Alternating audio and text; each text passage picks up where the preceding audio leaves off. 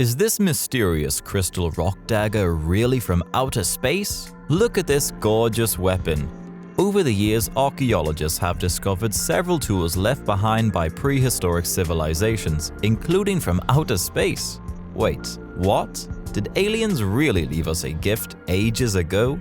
While most prehistoric weapons were made of stone, this dagger appears to be made from some sort of otherworldly transparent material.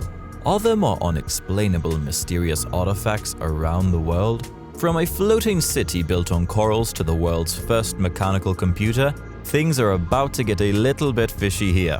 Every once in a while, archaeologists, sometimes by accident, sometimes after research, make some remarkable discoveries. Sometimes what they find is so stunning that they can't even explain what they found, why it was made, how it came into existence, or how valuable it is.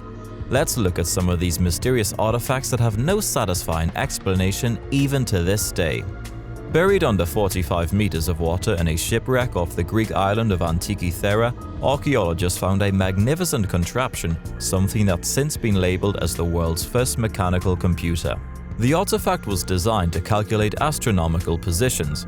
While this may seem like something ordinary, the level of sophistication that the device had has led scientists to believe that ancient Greek engineering was nothing short of extraordinary.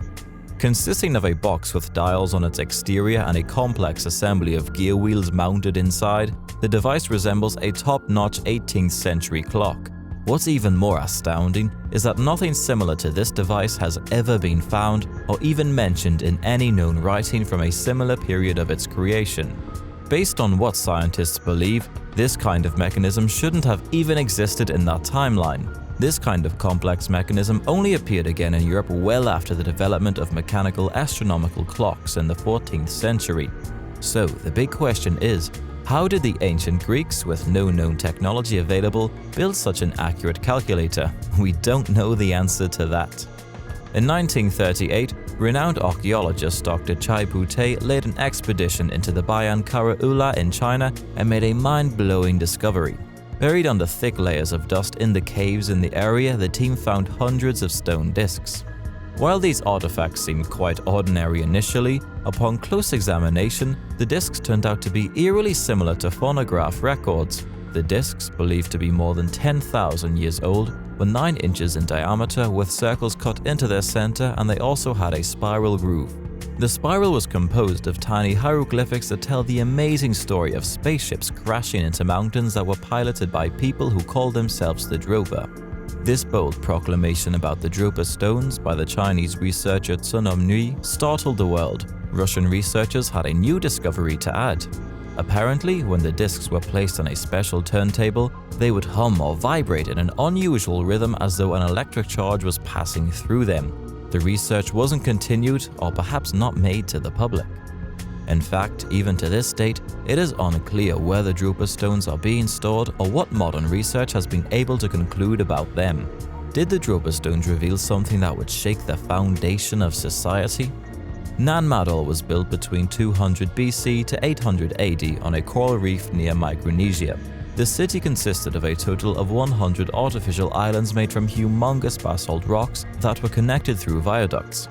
This city has been the talk of the town ever since its discovery, for both its bizarreness and grandeur. How are 250 million tons of basalt quarried, transported offshore, and placed perfectly in the middle of nowhere?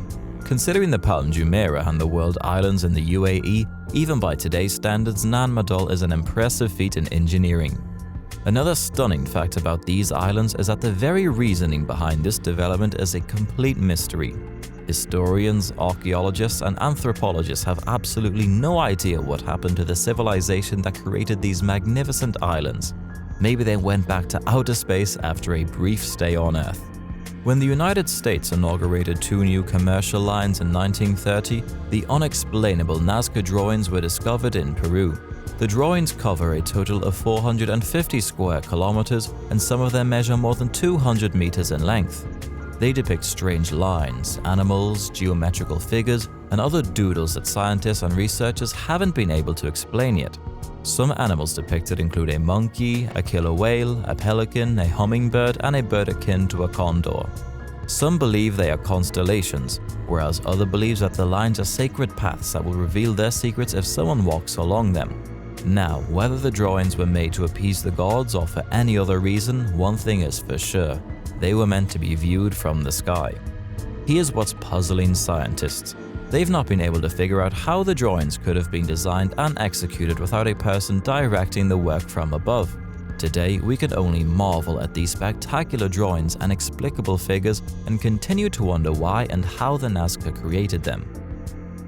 The lines are preserved naturally by the area's dry climate and winds that sweep the sands out of these grooves. The site even became a UNESCO World Heritage Site in 1994. Looks like the aliens find the perfect way to send their messages from Earth to their planet. Before we look into how the crystal dagger has baffled scientists all over the world, let's have a look at the Baghdad battery. The battery includes a 5.5-inch high clay vessel, inside which is a copper cylinder held in place by asphalt. Within the copper cylinder, archaeologists discover an oxidized iron cylinder. The then German director of the National Museum of Iraq, Wilhelm Koenig, floated a theory that these objects could have been conceived as galvanic cells for electroplating gold onto objects made from silver. Nobody has been able to prove him wrong so far, since the discovery only needed to be filled with an acidic or alkaline substance to produce an electric charge. It may not have been very effective as a battery, but there's a chance it could have worked. Whether it was a battery, a storage vessel, or something entirely different, we will never know. And now, on to the topic in question: the 5,000-year-old crystal dagger that was found buried in Spain. This artifact was discovered in the megalithic tomb of Montelerio Tholos in the southwestern part of the country. The gigantic site is made from large slabs of slate and stretches over 143 feet. In addition to the crystal dagger, archaeologists found 25 other crystal arrowheads and cores for making weapons. While common in late prehistoric Iberian sites, rock crystal is a rarity in these regions. Within the mysterious site of Montelerio Tholos, the remains of at least 25 people were found.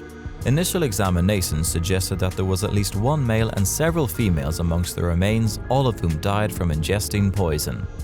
The remains of the women were arranged in a circular fashion in a chamber next to the bones of the male, who might have been the chief of the group.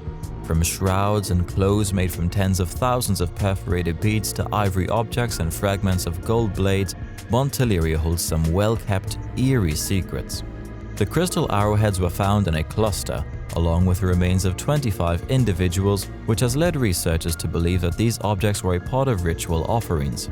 As for the 8.5-inch long crystal dagger, it was found in its own special chamber along with an ivory hilt and sheath. What's hard to explain is that since there were no crystal mines near the site, the materials for these arrowheads and the dagger would have had to have been sourced from a land far, far away. This contributes to the perception that these were special tools intended only for the elite, who could afford to gather the materials and shape them into weapons. Think of it like jewels made out of rock crystal. Could it have been as valuable as a diamond in those ages? Well, none of the weapons were ascribed to a specific person, but seem to have been for collective use. In the published study, the researchers stated that the crystal weapons likely represent funerary paraphernalia that was only accessible to the elite. They also believe that the rock crystal has a symbolic significance since it was a raw material associated with special connotations and meaning. For example, some societies believe that those materials symbolize magical powers, vitality, or a connection with ancestors. Or, in the case of this crystal dagger, could it have been visitors from outer space? Whatever may be the case, the discovery and study of these unique, gorgeous weapons offers a fascinating insight into prehistoric cultures that existed around 5,000 years ago. How do you think the knife was made? What do you think the dagger was used for? Comment down below. As always, like and share this video if you enjoyed it. Subscribe to our channel if you haven't already so that you don't miss the next why that we answer. Thank you very much for watching, and goodbye.